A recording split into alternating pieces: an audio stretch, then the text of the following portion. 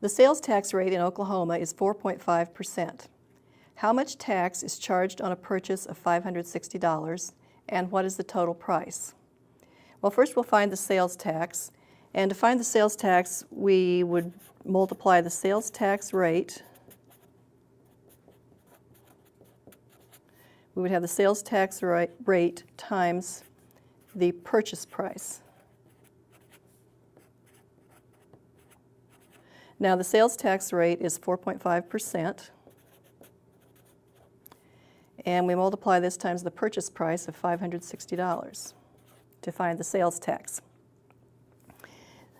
Converting 4.5% to decimal notation, we'll do the computation. 0.045 times $560, and this is equal to $25.20. So this is the amount of the sales tax. And we want then to know the total price. Well, to find the total price, we'll have to add the purchase price and the sales tax together. So the total price is going to be the purchase price of $560 plus the sales tax of $25.20, and the sum of these two is $585.20.